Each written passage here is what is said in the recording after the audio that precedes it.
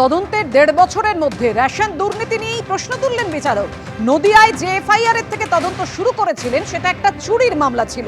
জ্যোতিপ্রিয় মল্লিকের জামিন মামলায় মন্তব্য বিচারকের, সেটা চুরি নয় দুর্নীতি। কেন বলছেন?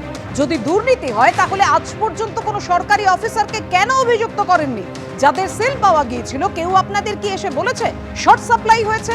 কথা বলবো, আমাদের সঙ্গে রয়েছেন আমাদের প্রতিনিধি প্রকাশ সিনহা। প্রকাশ, দেখো, নিয়োগ দুর্নীতি হোক বা রেশন দুর্নীতি, বিভিন্ন মামলা সিবিআই ইডি যেগুলো তদন্ত করছে, বারবার তাদের তদন্তের গতি প্রকৃতি নিয়ে প্রশ্ন তুলছেন মাননীয় বিচারপতিরা, বিচারকরা।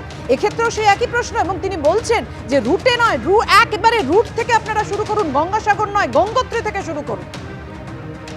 একদমই তাই। আমরা দেখলাম এর আগেও কিন্তু একাধিকবার আমরা দেখেছি, যে কথা তুমি বলছো, যে একাধিক তদন্ত নিয়ে কিন্তু প্রশ্নের মুখে পড়েছেন তদন্তকারী অফিসাররা এবং বারবার ভৎসনার শিকার হয়েছেন তারা। আজকে তুমি জানো জ্যোতিপ্রিয় মল্লিক তার জামিনের শুনানি ছিল, এবং যখন শুনানি চলছিল তখন আমরা দেখলাম বিচারক কিন্তু প্রশ্ন করছেন, বিচারক রীতিমতো কিন্তু প্রশ্ন করছেন যে কেন আপনারা বলছেন যে স্ক্যাম হয়েছে, অর্থাৎ দুর্নীতি হয়েছে।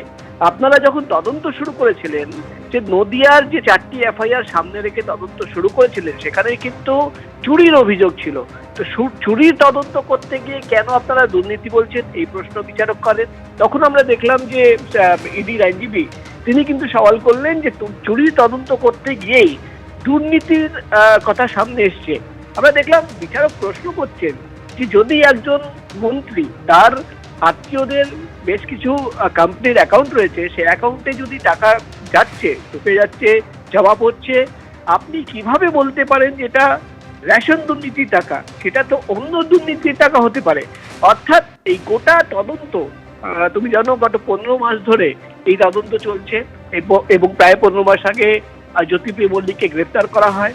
15 মাস পর আমরা দেখলাম যে আজকে শুনানির সময় বিচারক কিন্তু গোটা তদন্ত প্রক্রিয়া এবং এই রেশন দুর্নীতিকে যে দুর্নীতি বলা হচ্ছে সেটা নিয়েই কিন্তু প্রশ্ন করছেন। তার প্রশ্ন, বিচারকের প্রশ্ন, যে একজন সরকারি আধিকারিক বা কর্মীকে আপনারা অভিযুক্ত হিসেবে দেখাননি, তাদের গ্রেফতার করেননি, যারা রেশন পায়নি তাদের মধ্যে কারোর বয়ান পর্যন্ত আপনারা রেকর্ড করেননি। কারণ কিভাবে তদন্ত হচ্ছে, কেন রুটে গিয়ে তদন্ত করছেন না, কেন গঙ্গোত্রী থেকে শুরু করে আপনারা গঙ্গাসাগর পৌঁছেছেন না, আপনার তদন্তটাই তো নিচু থেকে শুরু করছেন। অর্থাৎ আমরা দেখলাম যে 15 মাস পরে, গ্রেফতার হওয়ার 15 মাস পর শুনানি চলছে, গোটা তদন্ত প্রক্রিয়া এবং গোটা দুর্নীতির যে অভিযোগ ইডি তরফে আনা হচ্ছে, সেই অভিযোগকে সামনে রেখেই কিন্তু বিচারক প্রশ্ন করছেন, এবং প্রশ্নের মুখে ইডি তদন্তকারী অফিসাররা এবং ইডির আইনজীবীরা।